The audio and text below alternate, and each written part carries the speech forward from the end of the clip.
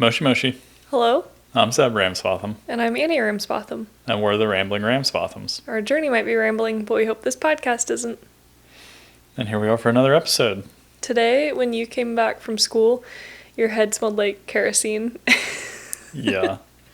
And at first I was like, I'd been editing some camping videos, and I was like, oh, he smells like camping. And then I was like, oh, it's because you've been sitting inside a room where they use kerosene burners for like 8 hours. And then your hair smells like it. Yeah. It's just that time of the year. It's really rough and I feel bad. Maybe you'll be nostalgic for the smell of kerosene. The same way that like the inside of kind of a damp tent smells gross, but then later when you unpack your camping supplies, you're like, oh, musty camping gear. I don't know, because it really so honestly this year it hasn't bothered me as much, but occasionally I catch myself where I realize how much it bothers me that I'm just sitting in this room filled with a bunch of CO2. Yeah, just hanging out, just breathing it in. Yeah. And I feel bad because I guess they thought that we want to be warm too. So this year they put a heater very close to where I sit. That's thoughtful intentions. Yeah. Yeah.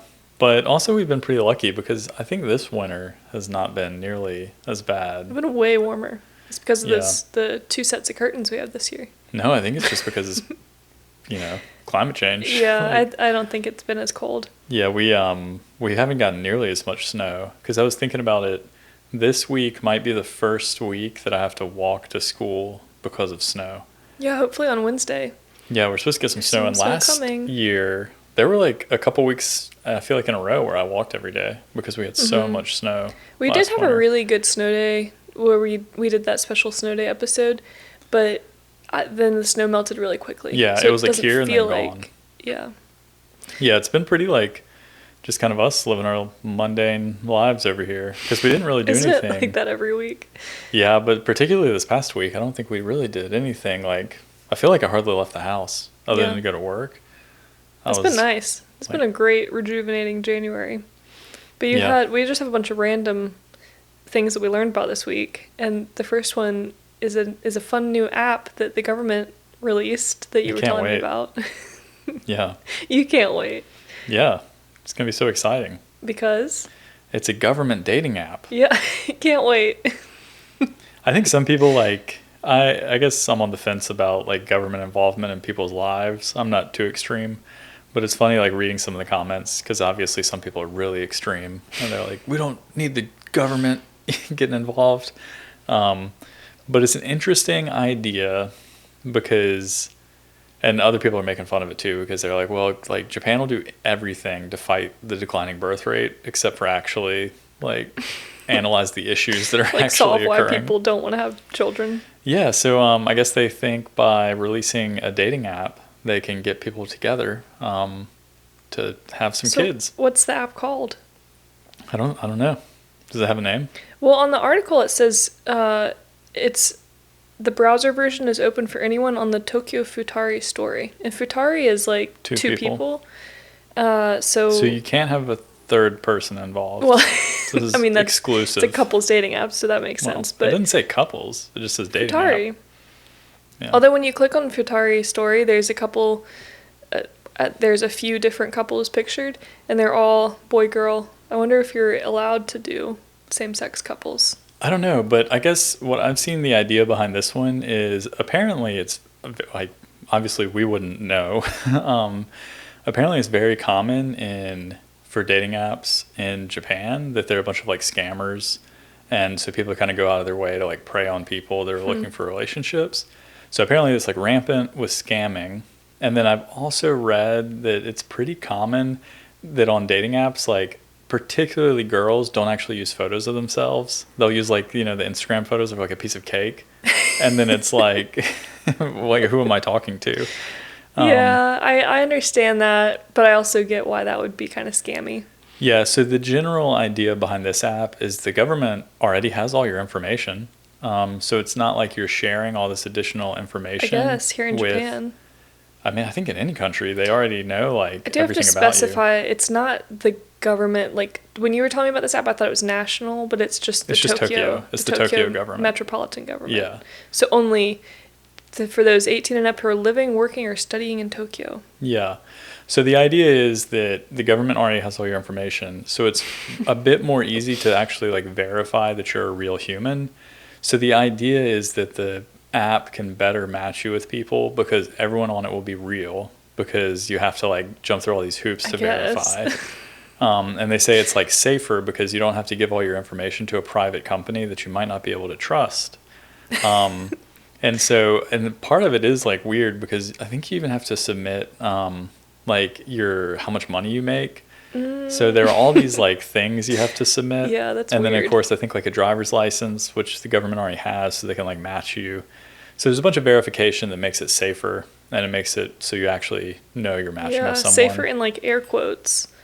Yeah, because there are a bunch of scandals with like My Number where the government gave the wrong people like the wrong information. So a lot of people are kind of making fun of it too. They're like, it's safer. Yeah. This one person that was quoted in the article says, I tried to sign up for the browser version, but they required a studio photo, so I never bothered. Yeah, there are a lot of, most people, of course, seem pretty against it. Like, I don't think we're just like making fun of it. I think if you actually read kind of like user interest, no one really wants this and no one really asked for it. Yeah. Another quote says, older people might use this, but that won't help the birth rate, and this is too much hassle for younger people. Yeah, because all the hoops you have to jump through. So people make fun of it that like you can't even get people to sign up for a website, and you're going to ask them to submit like all these different documentations. And there's also this thing you have to do where the town hall knows if you're married or not, because when you're living there and you're registering for your residence, you submit this information and you can, they know your status of like marriage. So you have to go to the town hall and get them to reprint the document that says whether or not you're married, and then you submit that to the app so you can prove to the people you're not currently there's married. No way that I would do all of this to get onto a Tokyo app. I don't know about no way. It just seems like a lot of hassle when there's apps out there where you just upload a picture of cake and just start swiping right and left.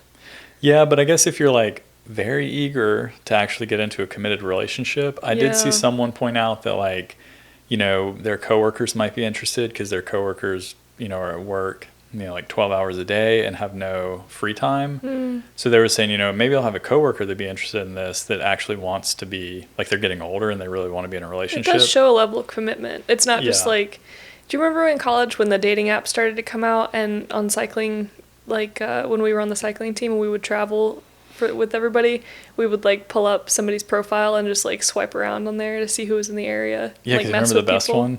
No. Kyle matched with Ellen Noble. Or really? he saw Ellen Noble when we were in Snowshoe. He like saw her on the app. Kyle's a good-looking guy, and Ellen's a great-looking girl. So we have to get in touch with him. No, that's funny. But I did just, we would just play around on the app, which probably bothered people who were. I was very serious. So. Well, if you're in Tokyo and you're signing up for this app, I want to hear about it. Yeah, and then just pretty interesting. Quick aside that how bad the dating scene apparently is. The Japanese company that they say runs Japan's like biggest dating app. I don't know how true that is. Versus like Tinder and Bumble. I really don't know anything about them. This article just said this is Japan's biggest dating app. They just completely gave up on it, and they decided to make an app where it's an AI girlfriend. Oh. And they say specifically that it's because the youth are not interested in romance. So they created this app, and it's I forget the name of the app, but it's an AI girlfriend, and it's a play on like which is Japanese word for love, and then also the like apparently it's a common or popular girl's name. Oh, interesting. And they said that they will believe it will contribute to alleviating the problem of the country's declining birth rate because the leap from exchanged messages with a fake girlfriend to have a real life baby is not that crazy. Is it not that great? That seems really crazy. Well, you get a realistic feeling relationship for users to experience through the AI. Then you want it in the real desire life. To form an even more realistic relationship. I don't know about that jump. I think it's all. That's pretty funny. Yeah. I guess it's serious enough that they're releasing an app for people to use. And it's like AI, so apparently it gets to know you, and it'll change its response, and you can build a history. That's like that movie. Didn't a movie come out about this? Yeah. Well, it is interesting. It's fascinating. But I'm just really glad that I don't have to deal with it. I'm not. Yeah, we're already locked in. I'm not downloading the AI girlfriend app. Although maybe we should download it and it'd be funny. Yeah, what if I would just want like a friend? Yeah, she could just be our friend. I could. We can. Oh, anyway, I just meant my friend, but that's fine. Okay. Just an AI girl to talk to. Yeah. Hey, girlfriend. How are things going? Anyway, the thing I was going to tell you about seems way drier in comparison because it's the history of Kotatsu. So there's no real way to segue into this, but I was thinking about Kotatsu. Well, Kotatsu is kind of like a girlfriend, keeps you warm in the cold winter months. You can curl up with it and lay also under. Yeah. a bit of a stretch. Yeah. But yeah, Kotatsu are, I think we've talked about them before, but they're tables, I guess in the simplest sense, that have this giant blanket over them and an apparatus that heats underneath. So the blanket traps all the heat under the table, and then you can sit at the table and be warm and cozy. And they're really popular, and I was thinking about them because everybody seems to have one but us. And I was wondering, coming from America, no one has Kotatsu. And, why not? Why hasn't something that's so popular here not caught on back there? There's probably a million reasons, but it made me think about where we have it insulation came in our from. houses, and we don't need to hunker down underneath the table to stay maybe. warm.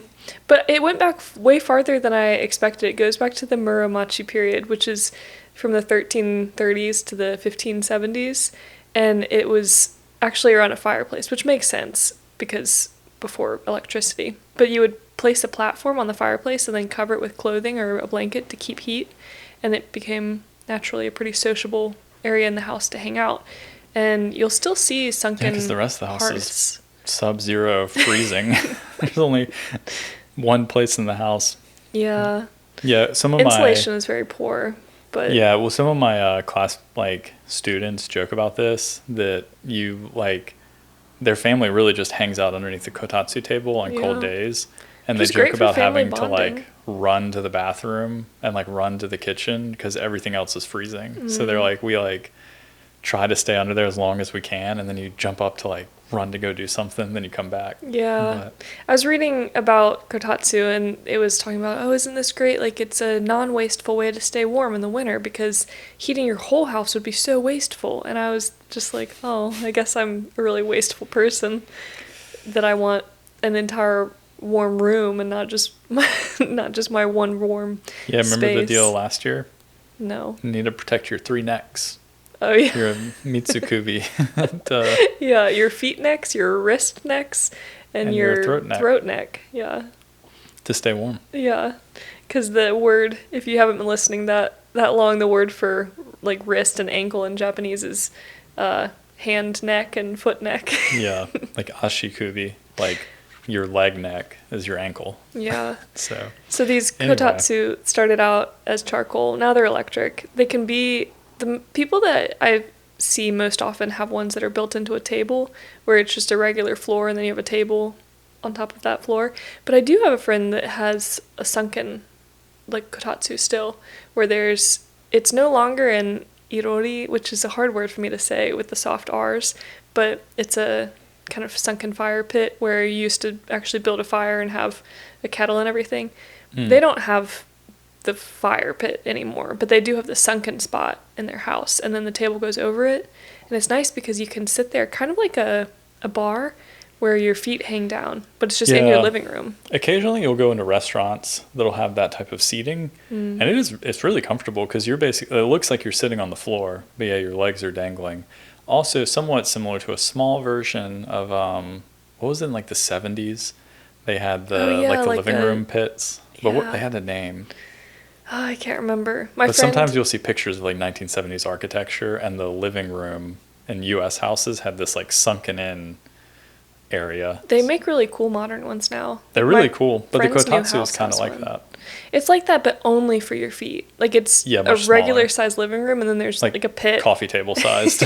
Yeah, there's a hole under the coffee table for your feet. But there's several trains, but there's one that I was reading about that is actually a Kotatsu train, and I want to ride it now. And it's in the Tohoku region, which we still need to go to. It does get very cold up there. Yeah. So this is trains are also not well insulated. But they don't need to be if you're riding on a train under a Kotatsu, looking out the window at everything go by. We did ride a train with charcoal stoves. Do you remember? Yeah, except it was only hot right around the stove. If you were 3 feet away from the stove, it was freezing. If you can't tell, Zeb runs pretty cold, but he has a thing against the lack of insulation in Japan. Well, I mentioned it last year that I just hate being cold. Yeah. So. Well, we could ride the Kotatsu train. You could warm your feet up. Do you think the Kotatsu train serves tangerines? Maybe. Because we were talking about this briefly also, that apparently it's a not well-earned, it's like a family tradition, a family value to sit around your Kotatsu and eat tangerines. I've seen pictures of people doing this for New Year's and stuff. And there'll be the orange on top of the kagami mochi, and you'll eat it. Yeah, and there's something about tangerines are a hot food, so they help keep you warm. Yeah, and they're not a physically hot food, hot to the touch, obviously, but if in Chinese medicine and the idea of cooling foods and warming foods, they're a warming food. Which this is why I think shows culturally why things get mixed sometimes. Because I think if you ask most people in the U.S., they would say oranges and citrus fruits are a cooling food. Because specifically sports practices and stuff, people will crack out the citrus and then you have a nice little refreshing orange. Yeah, I only have memories of eating slices of them at kids soccer, to cool down on the field. But then here in Japan, it's a hot food. Yeah, they have memories of sitting around the fire eating them. Yeah. And it's a winter food here, which is interesting. Because I also think of it being a summer citrus food. But somebody said that they're sweetest in the winter here.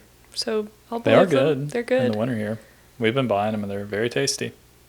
Well, I didn't tell you where the Kotatsu train... I told you it was in the Tohoku region. Oh, yeah. But it's the Sanriku Railway. And so it goes from Ofunato City to Kuji City on Iwate Coast.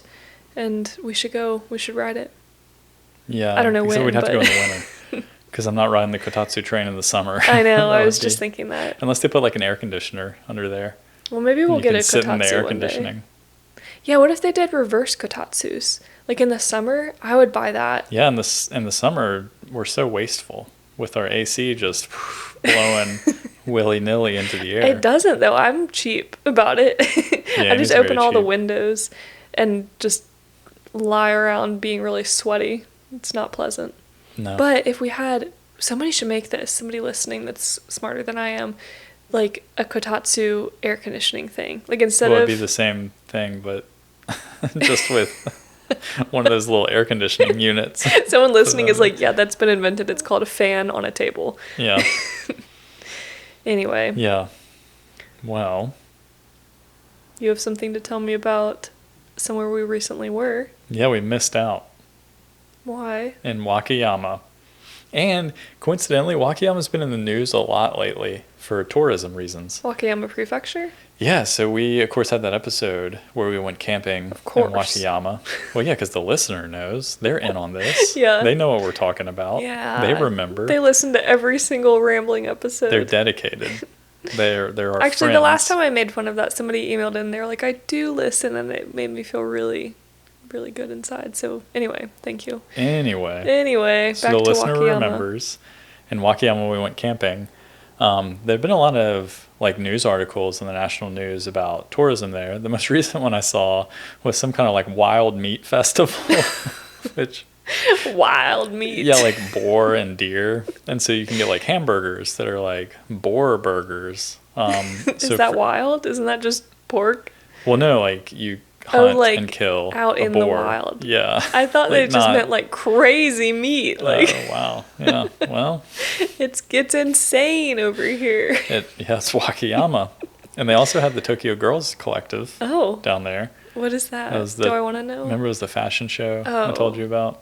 Yeah, but I didn't know why you were telling me because I'm not fashionable. Also not fun, but there was an article about a taxi driver saving a woman, also in Wakayama, in Shirahama. Well, I'm sure that was fun for her.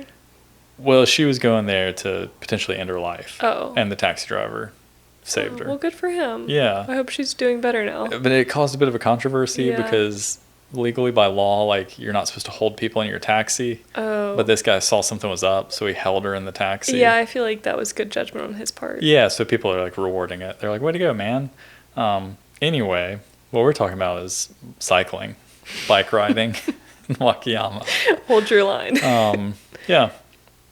So we didn't know when we were there. All over Japan, there are national cycling routes, but apparently in Wakayama, they're very proud of theirs.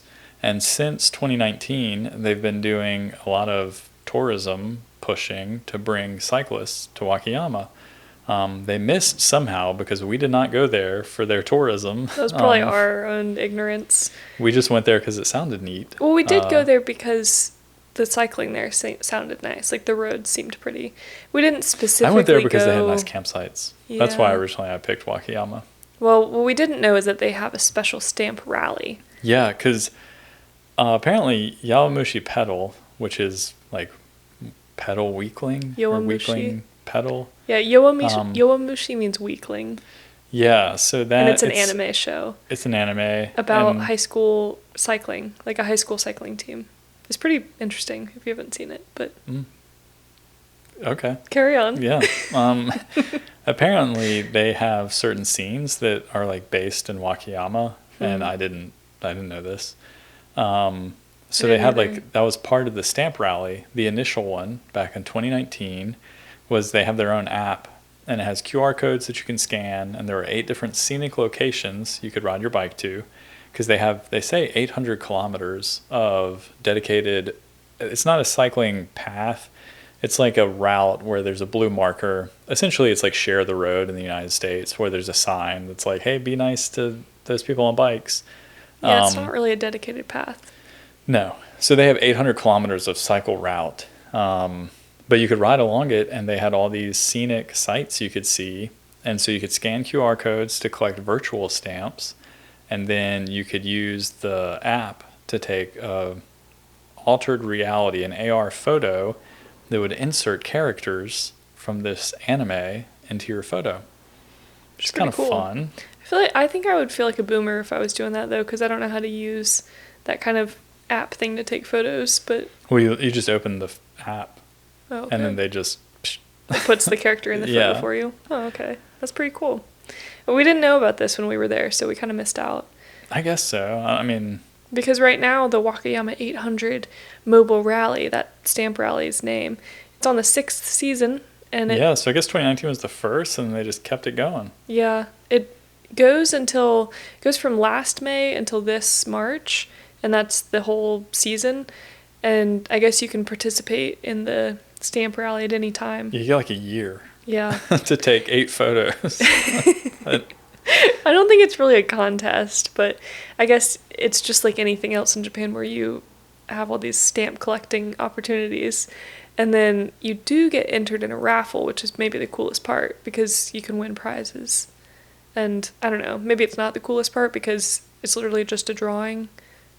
There's nothing, like, you can't do a segment the fastest or do it the most or anything. Yeah, it's not competitive. Yeah. So, which I guess is nice for people that aren't really into, the competitive side of the sport, and they're just wanting to do something and collect something. And it's the most realistic for tourism. Like, if we went there and we participated in the stamp rally, we have just as much chance as somebody else that participates, and then we would go back home. It's not like, otherwise somebody who just lives in Wakayama would win, because they could just ride their daily routes. But I feel like that's what happens, because I've rarely seen anyone, like, I follow, like, a lot of people that are in Japan now on Strava, and I look around at a lot of, like, Japanese Strava groups, and I rarely see anyone ride in Wakayama.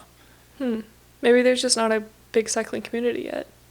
Maybe not, but I guess that's why they're doing this. Yeah, they did the stamp rally. Trying to grow it. The roads are great there. It is fantastic. Yeah, I would like to go back. We only did a long weekend, but I had a really good time. Yeah. Made a video even. I know. On my Anywhere and Everywhere YouTube. And Zeb made a video I did. Which I can't remember if we mentioned this last time. I don't think Maybe we I did. wasn't finished. It's his first year. No, we did mention it, but you weren't finished with it yet. But it is now finished, and it's his first video in a year. It's my first video in almost 2.5, no. Well, the last video I made was what is time? Belgian Waffle Ride 2022. So almost 2 years. Yeah. I used to make I used to make YouTube videos about cycling, specifically like Cycling race report. recaps and like race in the Southeast for gravel. If you and like stuff. data. Yeah, They because were I was good. pretty good at it. I would, do well, get on the podium, Wow. win some stuff. Anyway. And then I like had really good intentions when we came to Japan to continue doing that, and then I did not. So this contest was like a little bit nice because it was a little inspiration to try and make a video again. So I made my jet contest video. So maybe we'll put the link in the description of the podcast. Yeah. And you can look up Jet Contest 2023. 2024? 2024 in YouTube, and all the different entries will pop up. Yep. So last week we didn't mention a special holiday. Because it's not a holiday. It is Strawberry Day. But I didn't get the day off work. So special is, maybe not, maybe too generous of a term. But so January 15th is Strawberry Day, and that's because it's ichigo no hi. Ichi is 1 and go is 5, and ichigo together is strawberry. Well, not together, just the pronunciation ichigo is strawberry.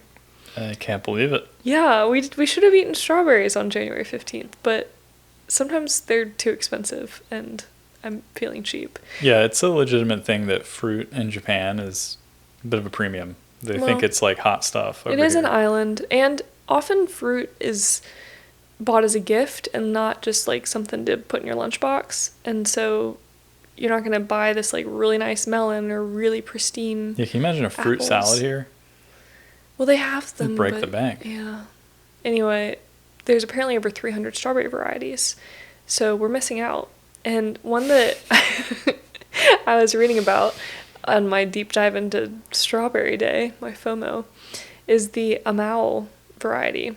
And I thought it was very clever, so I'm going to tell you about it. Because it was registered as a variety in 2005. I guess they have to register their varieties. Same way that like you would register an apple variety.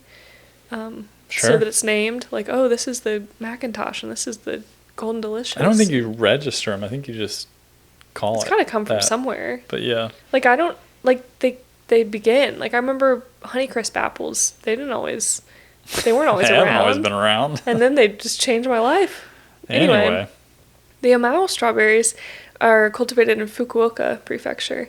And the name is from the first syllable of akai, marui, oki, and umai, which are 4 adjectives.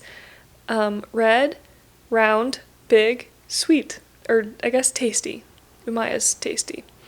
So you would take ama-o-u, and that's where they get the strawberry name from. I'm so impressed. But it's not just that. It also is because that amao is kind of like king of sweetness, because ama means sweet, and ow, I can't really pronounce it very well, but it means king. So amao is kind of a wordplay.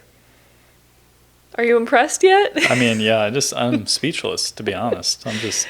I haven't tasted that strawberry, but just the amount of like thought that they put into the name, I thought I was like, that deserves a little shout out, I think. It was very impressive. I'm very happy for them and their strawberries. So you know how I said that ichigo means, if you break it down into ichi and go 1 and 5, ichigo also has a different meaning. Oh, whoa. Because ichigo can mean one time or one life. And that got me into this idiom, I guess, in Yeah, because Japanese. these idioms are also part of the Jet Video Contest. That's true. But this is also a quick snapshot into why kanji is essential. Yeah. Because all these pronunciations sometimes there are like very light differences that for foreigners sometimes it's hard to hear like the difference between the pronunciations, like in the tone and where the dip is. But sometimes they're just the exact same, and that's why you need the kanji so when you read it, you can, oh, okay. Yeah. They're not talking about strawberries. They're talking about once in a lifetime. Like, if we had context in a conversation, you could probably figure out that I was saying strawberry or not. But sometimes. The phrase ichigo ichie is what I was getting at. And in that case, ichigo is one time, one meeting. As in, like, everything happens once, everything's unique and special, an opportunity in every moment kind of thing.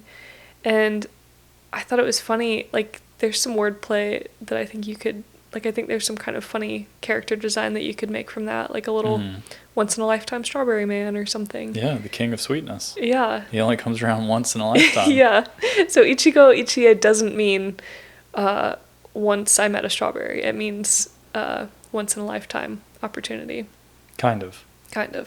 And that made me think that, like, in English, that translation sounds so dramatic. Like, well, that's once why in a lifetime. I feel like it's an improper translation. Like, why do they translate it as once in a lifetime when that's really not what they mean? Because once in a lifetime is such a concise way to say that every moment is an opportunity and unrepeatable, and you're only going to get this chance one time. Because it's not as dramatic as that, I guess. It's a lot of times people will use a tea ceremony example and how you could have a tea ceremony with people and you might see them every day, but you'll never have this one moment with them. That to same enjoy exact tea ceremony. Yeah. But you could have one next week. Yeah, on but Tuesday, it would never if be. Everyone's free. Like, if you're eating a bucket of strawberries, like, each one strawberry is, like, something you should enjoy. Unique and special. Because once you've eaten it, it's gone forever. And next week it'll taste different. Next week you would be eating different strawberries. Yeah, see? Yeah. I'm on board.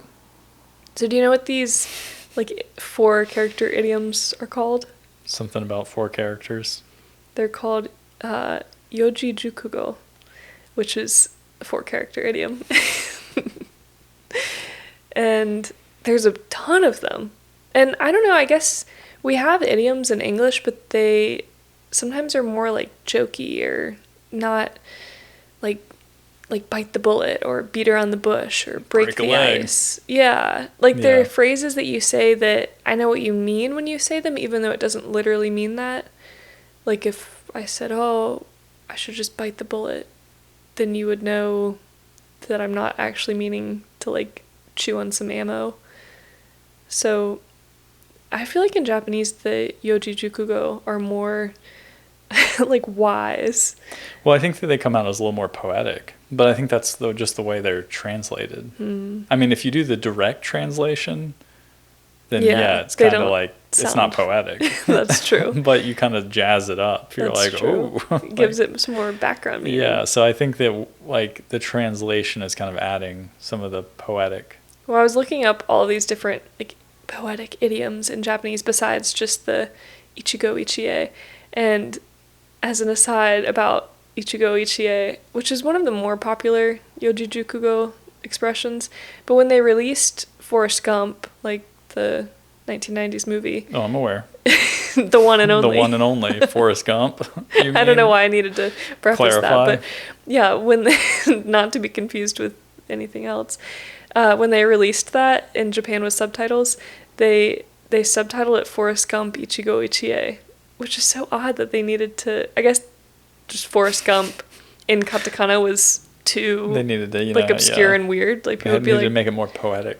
Yeah, so then they put Forrest Gump / Ichigo Ichie to reflect kind of the events that happened in the movie.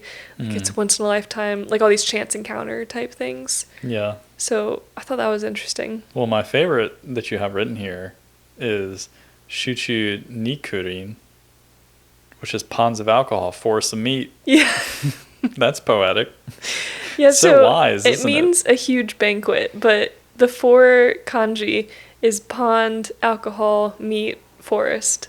So, yeah, but it's true. If you have these just ponds of alcohol and forests of meat, you must be talking about like a huge feast. Another one is, so we actually have this in English, but iseki nicho, which is literally 1 stone, 2 bird. So 2 birds with 1 stone. Same thing. Same thing. Another one. What? We're just giving words of the week away for free. Yeah. So do you want to just move on to the word of the week here? Yeah, we should. Okay. You should look up some yojijukugo, otherwise I'll be here all night. They're pretty interesting. So you go ahead and tell me your word of the week. Mine is chika aidoru. That's a really long word. Yeah. Chika small? Nope. I don't know. It's underground idol. Oh, like Chikatetsu, like Subway. Yeah, because in class today we were talking about music, and someone said that their favorite genre of music is idol music. And my coworker's a little bit older, and he was like, what are you talking about? So they had to try and explain what an idol is to him, and he was confused. And he said, oh, so like, such as who? And they were all like, oh, like, chika aidoru. Like, we listened to underground That's idols. So sassy. I would never tell my teacher. Well, he was just kind of like, okay. He just walked away. He was like... It's like, you wouldn't know. Yeah, and he was like, I didn't know what an idol was. Like, well, that's fair. Yeah. Oh, poor guy. I don't think he was harmed in the slightest. Yeah. I think he was ready to get out of that conversation. Yeah, I'm done here. Yeah. Well, my word is onkatsu, which is activities that warm your body up. And the two kanji are warm, and then katsu is lively, the kanji for lively. So, like, if you're cold, which you usually are, you could be described as hiesho, or cold-natured, having sensitivity to the cold. I don't have sensitivity to the cold. We live in a cold house. Okay, a little touchy. But you might want to participate in some onkatsu, like warm drinks, hot baths, etc. I don't know. Yeah. And if you try to Google onkatsu, you'll probably get nothing but tonkatsu, which is like pork, breaded pork. Yeah. Because it's way more popular than onkatsu. But that's my word of the week. Like eating tangerines. Just onkatsu. Like it. Just really warms me up. Yeah. All right. Well, thanks again for listening to another week. Another bit of mundane rambling. Yeah, we didn't really do anything. Hopefully next week will be more exciting. There's a chance we see Kenroku in the snow finally. So fingers crossed. That's what I want to do. Yeah, other than that, we're just here. Hope you guys had a good week. We'll talk to you later. Yeah, talk to you later on. Bye. Bye.